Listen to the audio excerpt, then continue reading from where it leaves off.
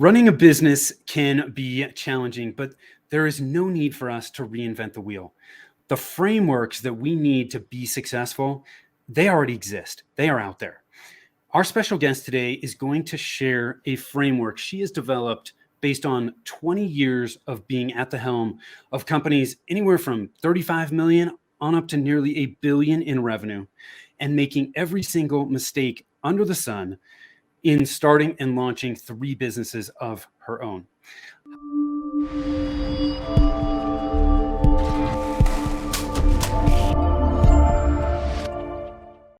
Hi, I am Tim Fitzpatrick with Rialto Marketing, where we believe marketing shouldn't be difficult.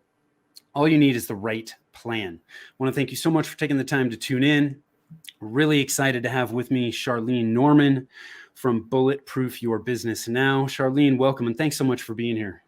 I'm so thrilled, Tim. I really am. Yes, I know we're going to have a great conversation. We had a great conversation before we even started, so I am looking forward to digging into this. Before we jump in to your framework, I want to ask you some rapid fire questions to help us get to know you. Are you good to go? I'm braced. Okay.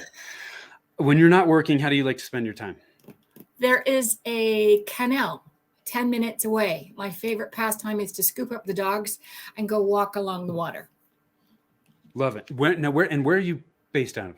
I'm in Niagara, in Ontario, an hour and a half west of Toronto. Got it. What's your hidden talent? I am a Julia Child wannabe. What's the best piece of advice you've ever been given? Nothing happens to us. Everything happens for us. That's a good one. What's one thing about you that surprises people? People are always surprised that I get them almost immediately. So you can, through their eyes, you can peer deep into the recesses of their soul. That is what they tell me. I just say, I listen, I take it all in, and I throw it back at them, and they say, oh my God, you really do get me. Yes. Yeah. Always a surprise. What does success mean to you? Joy. Doing everything that you love, doing what you were meant to do, and making an impact in the world joyfully and happily. Where's your happy place? My garden. Flowers, fruits, vegetables. What's in there? Herbs. What's in the garden? Flowers, herbs, mainly, yes. Vegetables I did years ago. It's way too much work. Yeah. Yeah, it is. My parents had vegetables growing up, and yeah, it's a lot of work. Yeah. But there is nothing like a ripe tomato straight off the vine. Oh, that's orgasmic. Yes. Yeah. It totally ruined me. It's like any tomato from the store. It's like, this is garbage. Forget it. Yeah, this is awful. What qualities do you value in the people you spend time with? Openness, a sense of adventure, a sense of fun, and they do what they say they're going to do. Gosh, isn't it amazing how many people there are out there that don't do what they say they're going to do? Yeah. It's one of those things. It's like, I'm trying to remember the quote. Something along the lines of like, we don't have to do extraordinary things to be successful. We just need to do the simple things extraordinarily well. Extraordinary well. Execution. Yes. Absolutely. Yeah, that's one of those things. It's like, man, you can differentiate yourself just by doing what you say you're going to do. Couldn't have said it better, Tim. Yes. So I know you want to dig in. You want to start this conversation by telling us a story. So we all love stories. I love storytelling from a marketing perspective. So kick us off. Thank you. I want to tell you about a fantasy that I had when I was 20 years old. In those days, the big thing was to win the $25 million lottery. So I decided that I was going to win the $25 million lottery. Now, here is what I was going to do with it. I was going to spend $2 million and put that in my nest egg for my retirement. And I was going to take 23 million and I was going to set up my own little company and I was going to dole out the money to all the small business owners and the medium-sized business owners that needed help. I wasn't going to charge a lot of interest. I was going to keep the payment terms super, super easy. But what they needed, they may not have known this, but what they needed in my mind was they needed an advisor. And I was going to be their advisor. Now, I don't know about you, but I have never met a 20-year-old who is fit to advise anybody on anything business related. So that was problem number one. And then problem number two, in order to win the lottery, you have to buy tickets. Yeah. I've never bought tickets my entire life. So this fantasy couldn't get off the ground, right? But if I look back at my career, if I look back at my time now as being a business owner myself, on the ups and downs, lessons, what I can say is my entire working piece was only to give me the experience to be the advisor that I am today. And I say there is no problem. There is absolutely no problem that you can throw at me that I can't figure out. People, I find a lot of folks get all excited about what they've done and how far up the ladder they went and how much money they made. And I look at it and say, whatever I did because when I was 20, I knew I needed to get the experience. So I have that experience.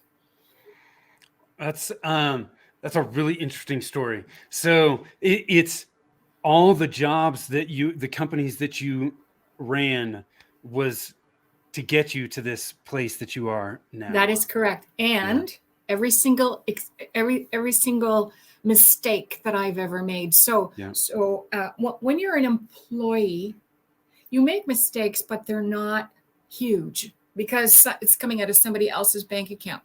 When you are on your own, you make an expense. It's really expensive because it's your money. So I have lost money. I've probably lost at least $500,000, and it doesn't sound like a lot, but it was my money. Yeah. And I'm never going to get it back. But what I did get from it was, oh my God, you were pretty smart once upon a time. You didn't do this kind of stuff. And you're making every mistake in the book that you see that everyone else is making.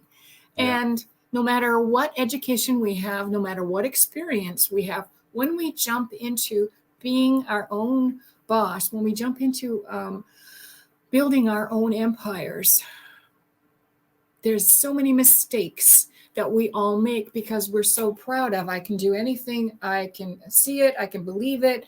We've bought into bootstrapping. And, we love the success story of the immigrant who came over with $60 and then 10 years later, they're mega millions. But the truth is, most of us are going to be making mistakes. Yeah. And I looked at what I was doing wrong. I had seen what everyone had done wrong, and I'd helped them recover from. And I thought, I am not going back to what the real fundamentals of every single business has. I'm not paying attention to the 5 pillars that every single business has. And I thought, wait a minute. The number one question everybody has, at least in their first 10 years, is show me the money. Just show me the money, honey. Where is it? So I used that as a backdrop and said, okay, here's where it is. Now, surprise fun fact. When I looked at what I had done and I said, oh my God, I made this mistake. I'm wasting time here. I don't need this. And I looked at the pillars. All of a sudden, my own world got better. All of a sudden, the sky was the limit and I was moving along. And here's the other thing. I didn't do a whole pile of fancy things. I chose a few things to do them well. I want to pull out a couple things here. You touched on the fundamentals, which are near and dear to my heart. That's where we focus on from a marketing perspective, is on the fundamentals. And I'm always talking about how the fundamentals, I don't care what the discipline happens to be, the fundamentals do not change. They don't. They are absolutely immutable. And so it's so easy for people to skip that, especially with all the noise and the information that we have today. It's just so easy to miss those. And I know we're gonna dig into this. The other thing I touched on in the beginning was frameworks. Like the frameworks we need to be successful they're out there. It's just a matter of finding them, and not only finding them, but finding the one that makes sense to you, that resonates with you, that you can implement. There's no one way to do things. There isn't. So this 5M framework, you started to touch on this, but I want to make sure we didn't miss anything.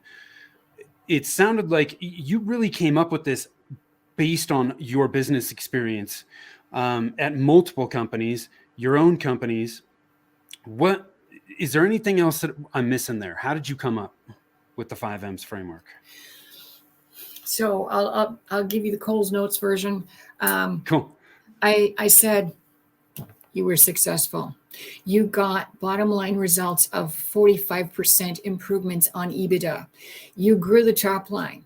You did this with your teams. How did you do this? So I took leading 60 acquisitions, 35 profit improvements, 10 dispositions, even a bankruptcy, startups, you name it. I looked at it and I said, okay, what do you need?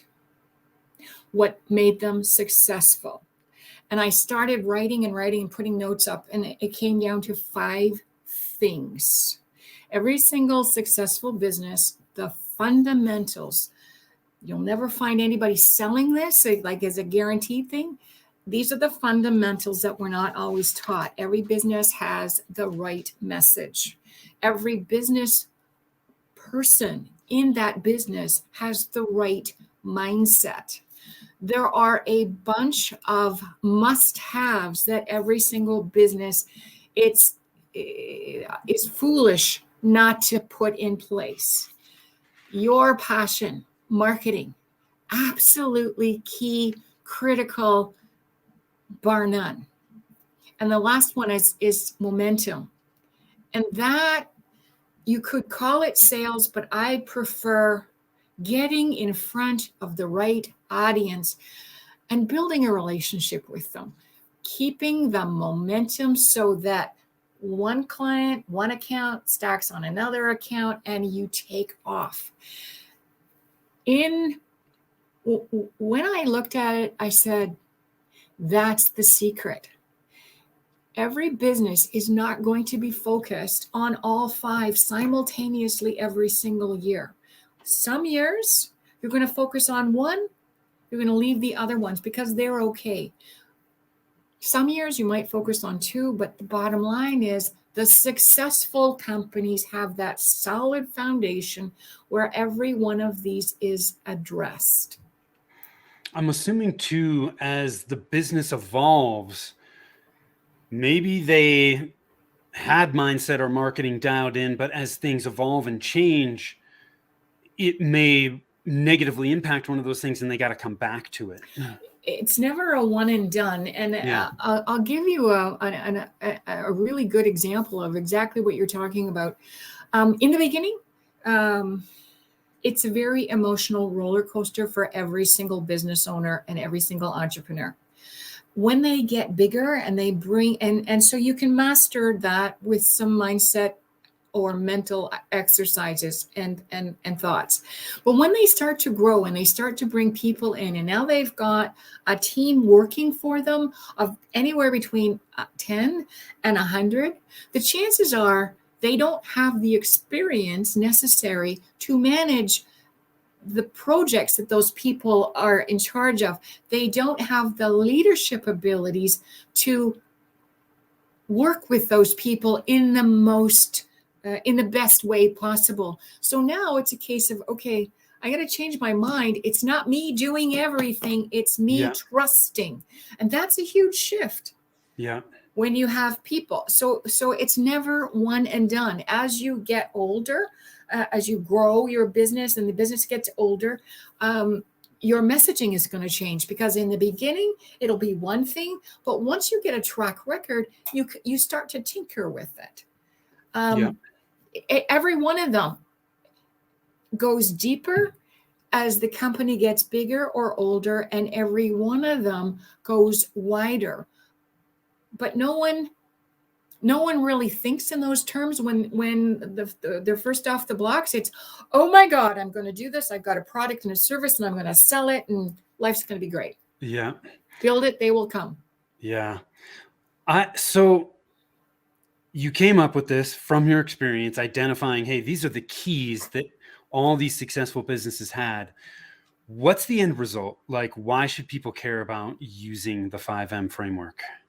What I discovered was now you have 5 pillars. So there's a huge problem in the world right now that I call LTM, DTL. I have to remember that acronym there. Learn too much, do too little. So we spend ginormous amounts of money on courses, on new programs, on funnels, on this, that, and the other thing. And we don't complete them. We don't. Yeah. And we complain that we didn't get any value, or this didn't work, or that didn't work. Well, here's the thing. Everyone has brilliant products and services. When you need them, may not be today, may not be over the next 3 months. It might be 5 years from now. So with this framework that I've got, you can actually look and say, well, that particular program fits this pillar. That pillar I'm not working on this year, or that pillar I've already mastered. Okay, that's just a pretty thing. I don't need to spend my money there. I don't need to focus my attention there. This is the pillar I'm looking for. Who's coming into my inbox? It's a great way to declutter your thinking process, declutter your inbox, and stay focused on the few things that bring you joy and that you know consistent behavior will win the day. Got it. Charlene, let's dig into these. You touched on each of the 5 ones. Can you repeat those, and then we can go through them one at a time? Absolutely. Number 1 is messaging. Number 2 is mindset. Number 3 is must-haves. Number 4 is marketing. And number 5 is momentum. Now, are they in any particular order? No. Okay. No, not really. Okay. What is most important about any of them, about going into any of them, is something that we touched on off camera. Many business owners and entrepreneurs today worry about the tactics. I've got to do X. I've got a to-do list of 20 things. I've got 100 things over here. People tell me I need to do these specific things. Before you even contemplate doing those specific things, you want to go a little bit higher. I call it 75,000 feet above your business, and you want to think in terms of strategy. So when I'm talking about a strategy for messaging, I'm not talking about you've got a great product and service and it comes with all these benefits and all these features. Nobody gives a rat's ass about that. What you want to be thinking about is, what is the strategy that I'm going to use here to get this message out? And what is the message of what I'm doing? Yeah. So, for example, human beings, we love to buy, but we hate being sold to. And human beings love to buy on emotion. Even cars, we buy on emotion, but we justify everything with logic. So if you're trying to get somebody's attention with a short message, talk about how you are going to transform their lives. And in today's time, some key things that people are looking for, bar none, are saving them time, giving them peace of mind, helping them save the world. Those are things that resonate with people. So I'm just going to make this up. If you're a car company, most vehicle sellers of cars are not really going on about the horsepower anymore. They're going on about how they're helping the environment. They're moving in that direction. So you want that sexy car. You want to look good in that sexy car because that car is your thing. You're justifying it by saying, well, wait a minute, they're helping the environment. I can help the environment. If you're selling a standard lead generation thing, it drives me nuts. Okay, you're selling lead gen. Really? No. What you're doing is you're selling growth to their dream. If you tie your product into helping them make the impact on their dream world, if you tie that product in, you've probably got a very good customer 2 calls away. Yeah. If you talk about, well, this is going to give you 100 whatevers in 3 months or 1,000 whatevers, or I guarantee because it's worked for me, you're not appealing to their emotion. So I know, Tim, as a marketing strategist, I know that you constantly go on about making sure that messaging piece is correct. And I'll link it to the show me the money piece. Yeah. I think the messaging piece, everyone needs to invest at least a couple $1,000s. You can try yourself in the first 6 months, but nobody, even me, none of us can solve our own problems ourselves. Yeah. We can solve everybody else's problems brilliantly, but solving our own is a problem. So sure, in your first 6 months, even if in your first year, you can struggle all you want, but there's going to come a point a professional is going to help you get the best messaging. And the messaging, I want to say, it's about you. It's about bringing the essence of you into the whole thing so that you're not selling. You're just sharing. You're showing how you can make their lives better. Charlene, you're speaking my language. Messaging is critically important. We do messaging for clients all the time. I suck at it for my own business. We can't think about our own business objectively. So it's really helpful to get those outside eyes. The other thing that somebody said to me about messaging that always stuck with me was that there are really 2 things that people care about. It's a problem that they have and don't want, or it's a result they want and don't have. And our messaging needs to focus on both of those things. If we can focus on both of those things, and it's in their language, not ours. Okay. It is going to grab their attention and their interest. So messaging is super important. Next one on the list, mindset. When you decide that you're going to bring something to the world, you're entering a very, very emotional roller coaster ride. Because when we work for someone else, we have a salary. So there's a lot of things we can get annoyed about and frustrated about, but we have income coming in. When we're dependent on ourselves, and trust me, customers never buy when we want them to. Customers buy when they want to buy. So there's a big lag time between when we put money out and we start to get money coming in. There's also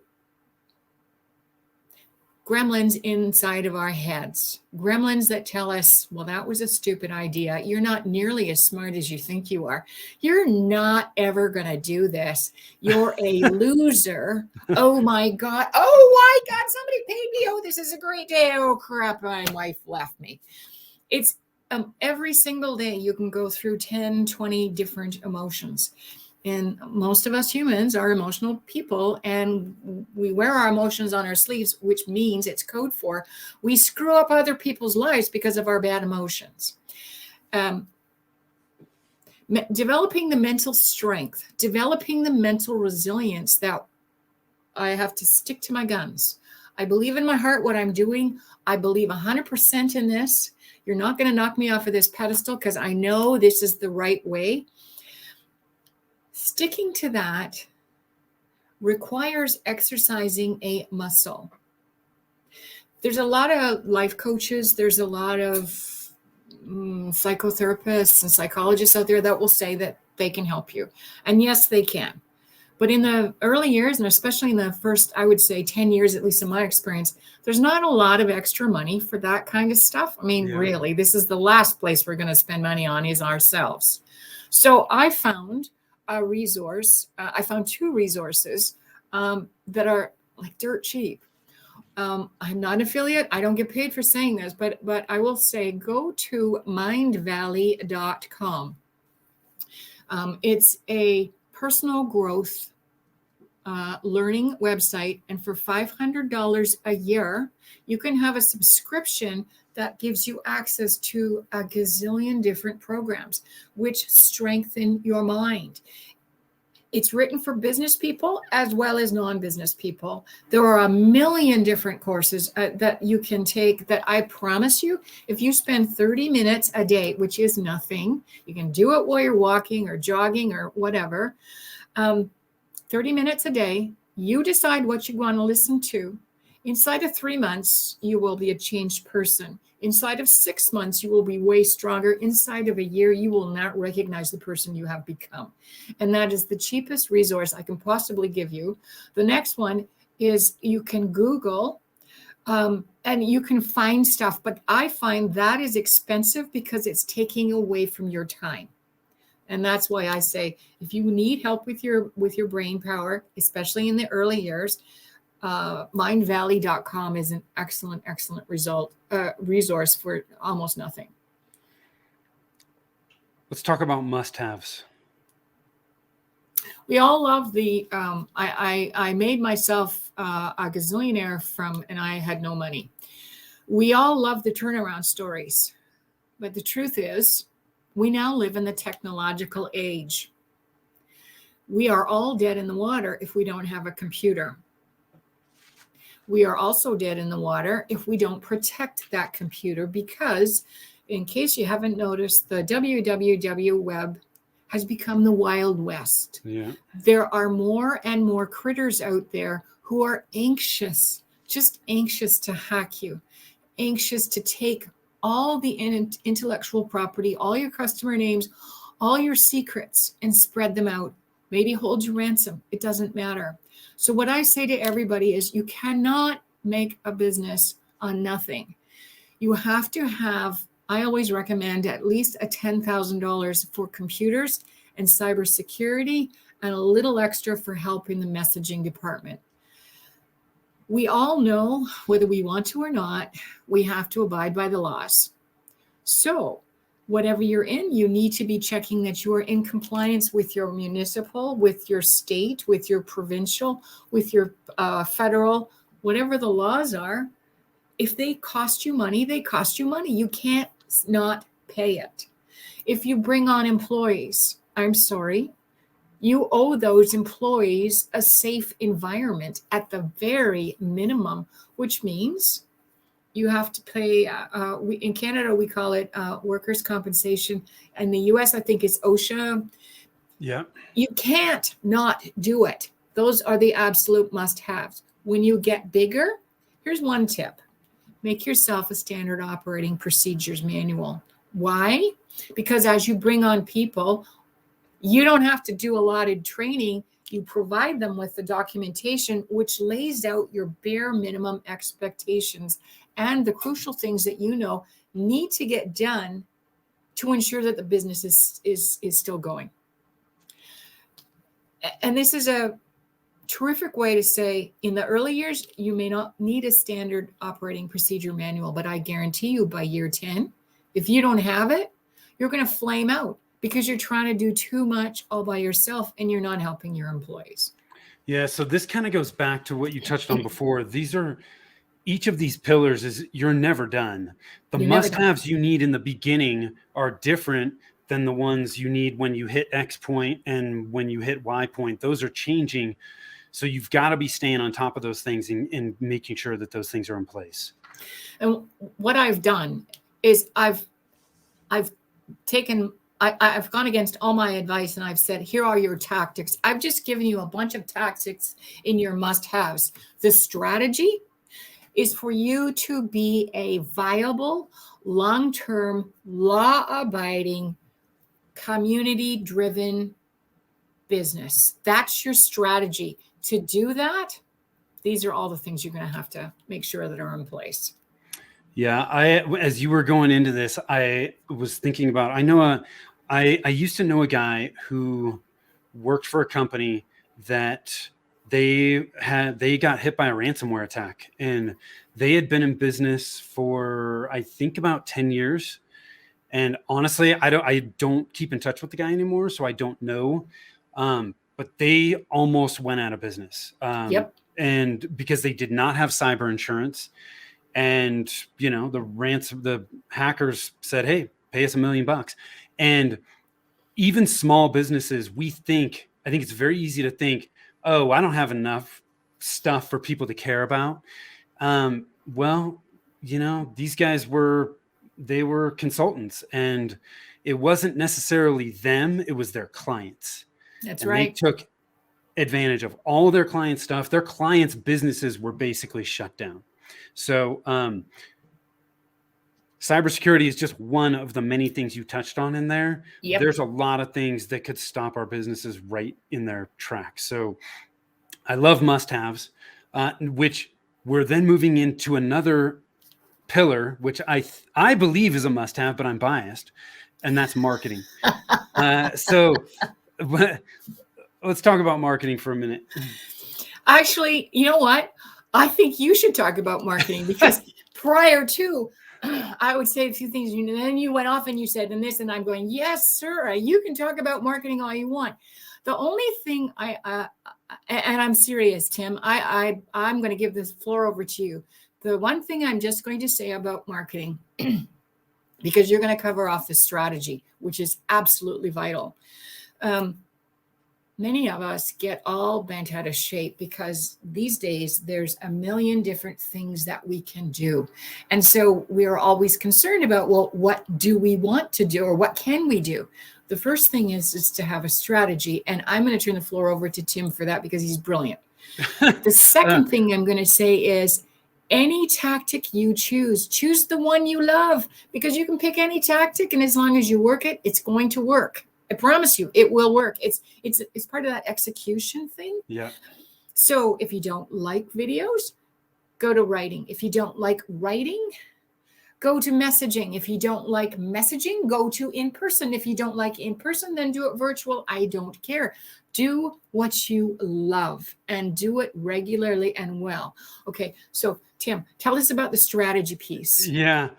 So, okay, so I'm going to make this short. First thing that I always talk about with marketing is, if you don't have marketing bringing in leads that are then converting to customers, then you can have the best product or service in the world and none of it matters. That's why I believe this is one of the 5 pillars. The second thing I would say is, once you buy into this and you're like, yeah, I've got to have marketing, everything starts with the fundamentals. And the fundamentals are your target market and your ideal clients within that market, your messaging, which is one of your pillars. What are you going to say to those people? And then what's your plan? What's your plan to get that message in front of those people? And then from there, as you touched on, Charlene, then we can start to get tactical.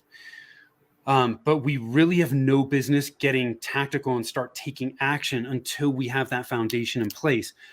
If we just jump in and start taking action without having the foundation, we waste time and we waste money. So I love your 5 pillars, because 2 of them, you're right. I'm right with you. So we could talk about marketing for a long time, but I don't want to get too far off track, because we've got this 5th pillar of momentum.